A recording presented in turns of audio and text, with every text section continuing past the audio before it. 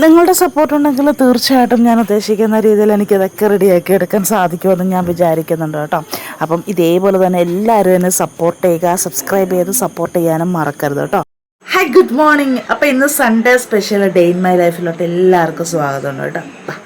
രാവിലെ തന്നെ എഴുന്നേറ്റപാടെ ചായക്കാണ് കേട്ടോ വെള്ളം വെക്കുന്നത്. അതിനോടൊപ്പം തന്നെ ഗ്രീൻ പീസും കിഴങ്ങും ഉള്ളിയും സവോളയൊക്കെ ഇട്ടിട്ട് അതിൻ്റെ ഗ്രീൻ പീസൊക്കെ വേവിച്ച് വെച്ചിട്ടുണ്ട്.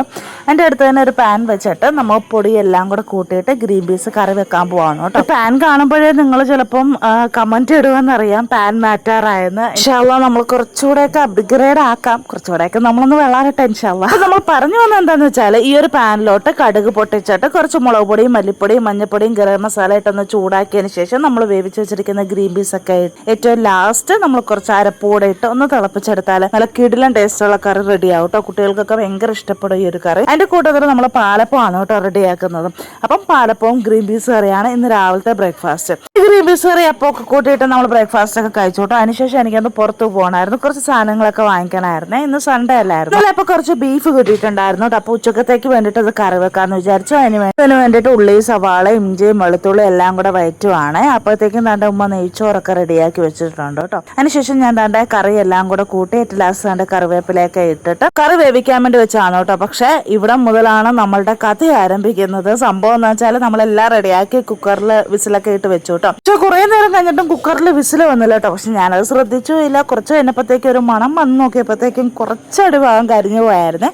അങ്ങനെ പിന്നെ ഏറ്റവും ലാസ്റ്റ് വേറൊരു പാത്രത്തിലിട്ടിട്ട് നന്നായിട്ടൊന്ന് റോസ്റ്റ് പോലെ ആക്കി എടുത്തു കേട്ടോ. എല്ലാം കഴിഞ്ഞിട്ട് ഞങ്ങൾ ചോറ് കഴിക്കാൻ വേണ്ടി ഇരുന്നു കേട്ടോ. അപ്പൊ ഉമ്മാക്ക് ഒരു കല്യാണം ഉണ്ടായിരുന്നോണ്ടിട്ട് ഉമ്മായും സിയാനും കൂടെ കല്യാണത്തിന് പോയി കേട്ടോ. ചോറും ചള്ളാസും പിന്നെ കുഞ്ഞുങ്ങൾക്ക് വേണ്ടിയിട്ട് പരിപ്പ് കറിയും കൂടെ വെച്ചിട്ടുണ്ടായിരുന്നു കേട്ടോ. തേങ്ങ ഒന്നും അരക്കാത്ത പരിപ്പ് കറിയാണ്, നമ്മൾ ഉടച്ചെടുക്കുന്ന ടൈപ്പാണ്. അപ്പൊ ഇന്ന് സൺഡേ സ്പെഷ്യൽ ആയിട്ട് നിങ്ങളുടെയൊക്കെ വീട്ടിൽ എന്തൊക്കെയാ സ്പെഷ്യൽ എന്നുള്ളത് ഒന്ന് കമന്റ് ഇടാൻ മറക്കരുത് കേട്ടോ.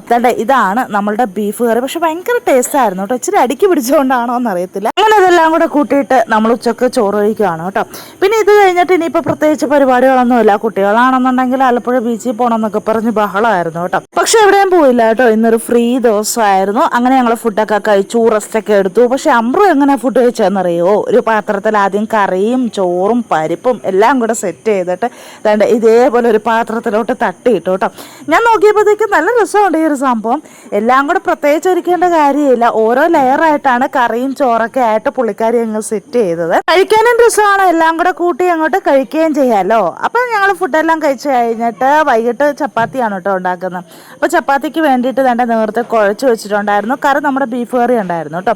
അങ്ങനെ ഈ ഒരു ചപ്പാത്തി പരത്താൻ വേണ്ടിയിട്ട് എത്ര പേര് എക്സ്പേർട്ട് ഉണ്ടെന്ന് അറിയത്തില്ല കേട്ടോ. പക്ഷെ ഞാനിതിൽ എപ്പോഴും അങ്ങ് ഫെയിലാവും.